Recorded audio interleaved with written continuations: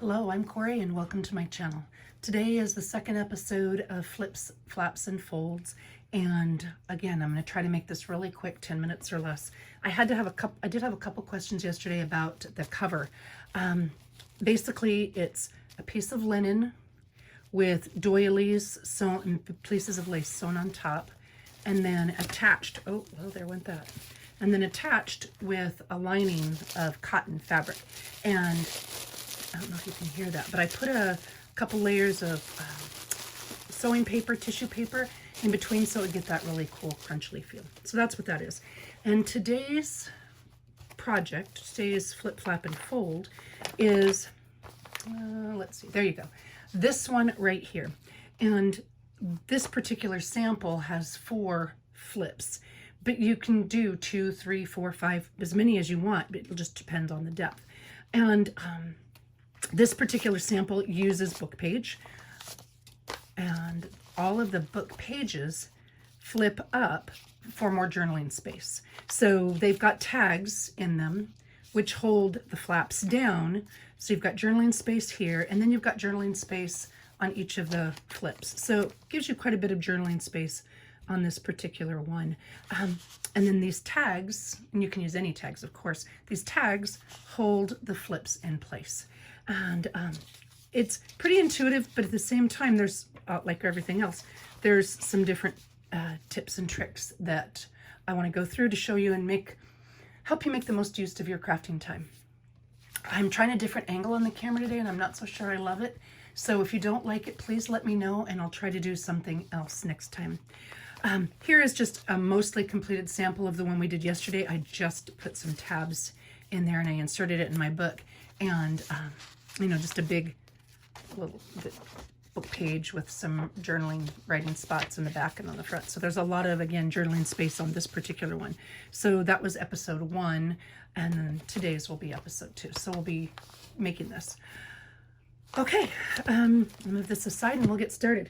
Okay, the first thing, I've got all kinds of stuff to share with you. First thing is, this is, again, using scraps to line the book page.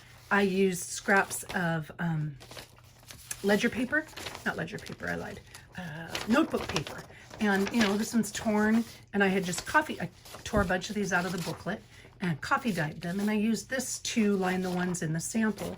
And then this is just offcuts. So when I put this book together, they were longer pages, and I saved the scraps from putting that book together. And these scraps were what I used to line the backs of the other pages.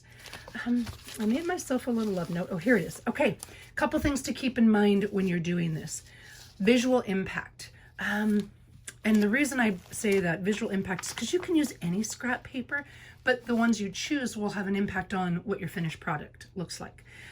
Here I used 4 different kinds of dictionary page, different colors, different sizes, and then I focused the tags were my larger images. And because of the way you tuck them in and close them, I personally find it works better if you have smaller imaged items for your flips and then your tags with a larger imaged item. But you don't have to do it that way. It's just what I have found works best for me. You can certainly do it the other way. When you're choosing your papers, these are just an really old school book page. When you've got a piece of paper, scratch paper like this, the image needs to be on the bottom.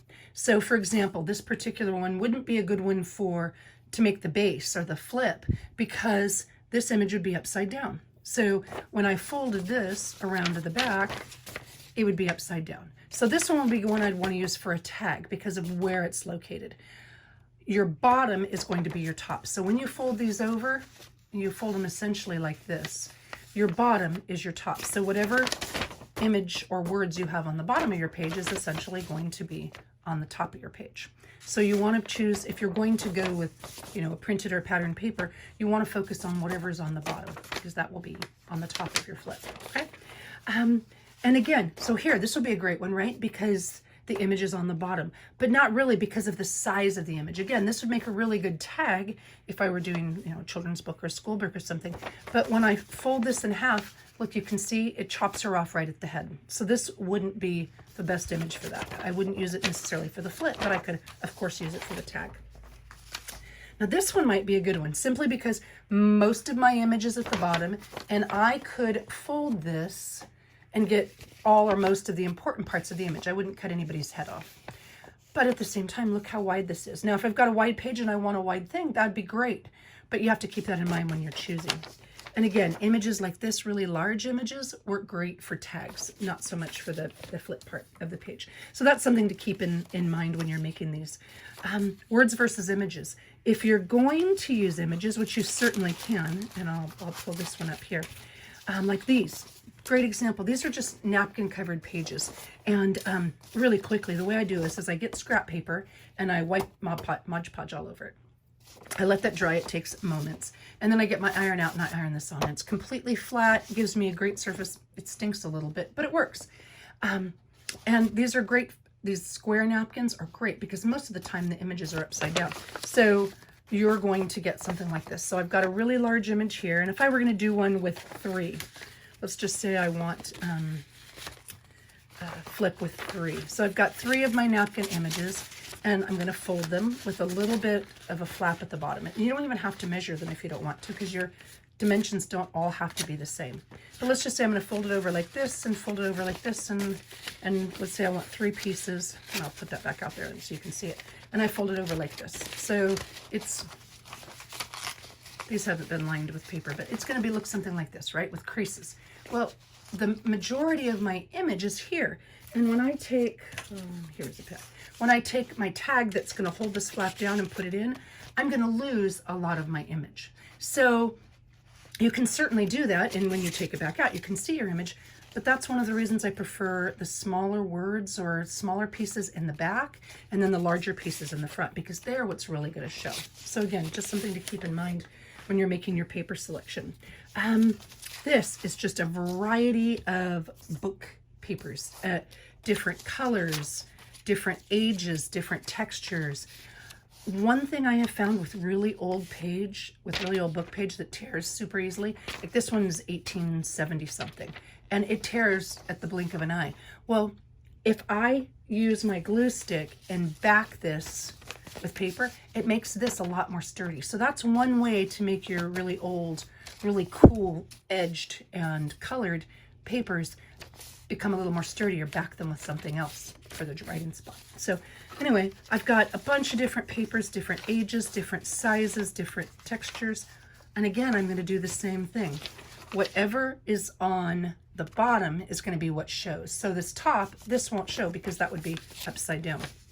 So here, if an old arithmetic book, this is what's going to show. And again, the paper would be on this side here, and this is going to be the flat part that actually shows. So keeping those things in mind. And I personally really like the different colors and the different textures and the way that looks. So if you've got book page, this is absolutely a great project for book page. Again, same thing. This is all just different dictionary with different size fonts, different colors, paper. These make great backgrounds. And okay, another thing to keep in mind, I know this is taking too long with just the tips part, but it's a really easy project, so this will save you some time. And one of my reasons for doing it the way I'm doing it is so that you can make the most of your craft time. Of course you can play, we all play, but if you're going to go in and do a specific project, I like to, do a lot of the feet work or groundwork for you ahead of time. This is just music paper, and I've lined it with that offcuts of the coffee dyed paper, and you can see the depths of these flips are different. I think this is 3, maybe 2 and 2.5 or something like that. So they're all different. But if you'll notice, this is kind of hard to differentiate, even though the music notes are different in different sizes. I don't have anything to make it really stand out. So I really encourage you to sew the edges or ink the edges or something along those lines, and because it makes the differentiation between your pages really, really nice. And again, you've got a smaller print or image back here, and when I'm tucking this in my pocket, I've got my larger, well, not on this one because it's kind of a tight one. I've got my larger image here. So this is going to be what you see mostly. So that's why I like the smaller in the back, and then the tags or that are going to go in the pockets to be larger items. All right, so I've got one more variation on it for you, and then we'll make one real quick. So this one, I was playing with it a little bit, and rather than doing it this way, you know, like I've got in my book, I have this particular project, you know, vertical. You can go horizontal. So you can take that whole same thing and turn it sideways this ways, and you can still get that same effect. You know, I didn't line this one obviously because it's two-sided cardstock, and they just scraps of this, larger scraps. And I'm gonna do the same thing. I'm gonna put my tags in here to hold the flaps down, and depending on the width of my page, this one, the one I showed you here, took up the whole length of the page, but you certainly don't have to. You can absolutely do something like, I haven't measured it. Oh, see, this is too wide. But if you had a wider page, I could, or if this was one page, I could put it like this and have room on either end. And so that would allow me, you know, these flips for journaling, these tags for journaling, and I could glue it down here, all the way along the bottom, and all the way here. Obviously I wouldn't glue this down because then I wouldn't be able to put a tag back here. So I'd glue it a little bit right here, or sew it. Glue all the way down on the bottom, because if you glued on the top, obviously you wouldn't be able to flip it. And down here in the back. And then you can have a large pocket in the back if you like. So that's just another option, another way you can make this work for your needs. So showed you that. Oh, I know. Another thing you can do, if you've got thicker paper, if you're working with cardstock or something, you can certainly use Gesso, which is just an artist's supply.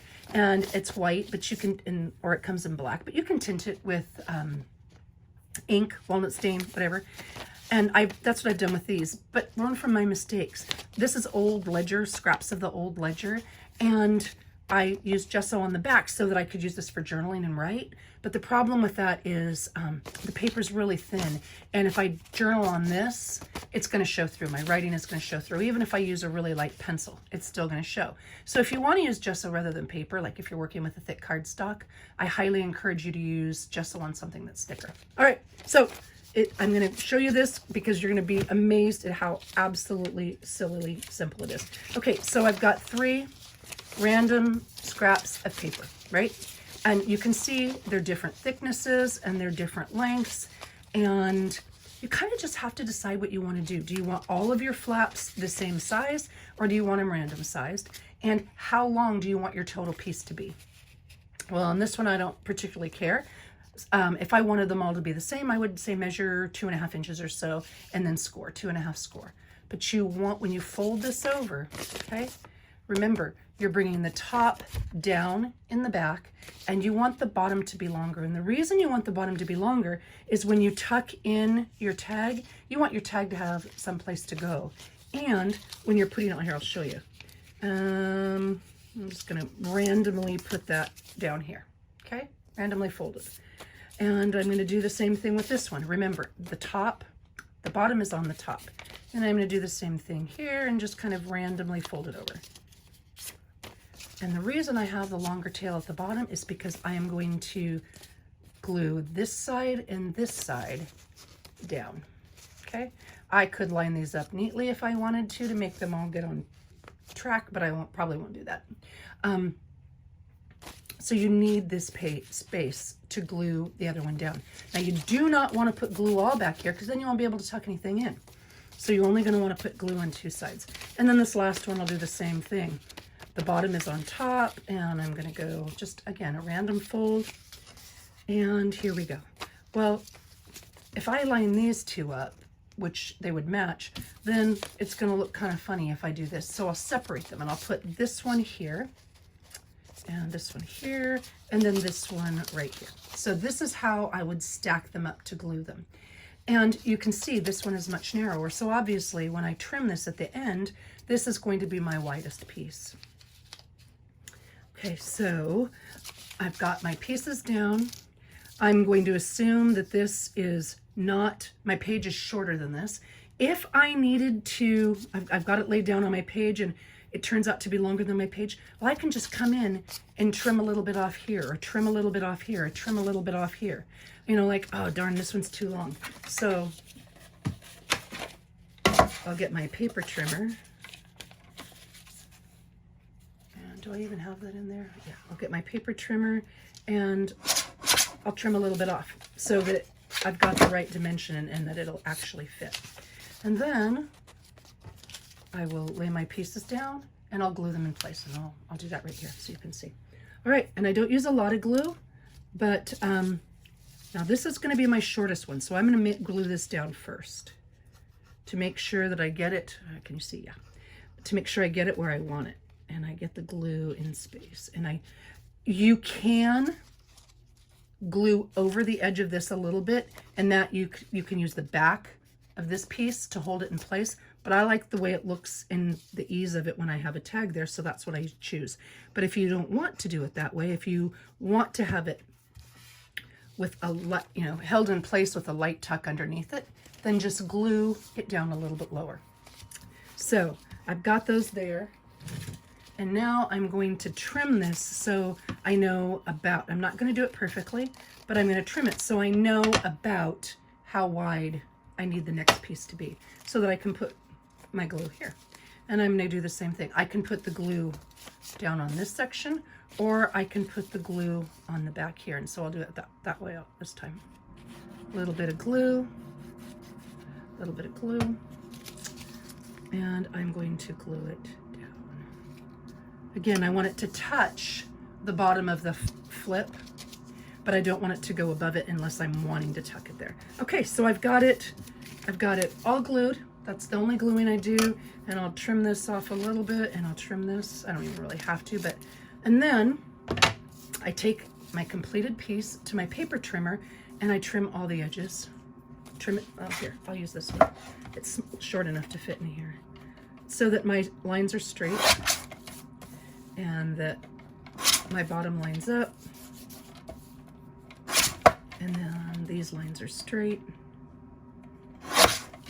And that's it. That's all there is to it. I can obviously I can ink these, and I would, so that they stand out. But that's all there is to it. Where did I put these? Here we go. Here, I'll get a scrap of paper to show you. Oh, they're too, of course, it would be too wide. Here you go. So now I've got a pocket here, a pocket here, and if I want to, depending on the length of my page, I can put a pocket here. I just glue down this back section in whatever book I'm going to be putting in, and that's all there is to it. Okay, I apologize, I went way over. I'll be shorter tomorrow, or next time I make a video, I promise. But I hope that gave you some ideas, and I hope it saves you some time in the long run so you don't make some of the same mistakes I did. Thank you for watching, and have a great day.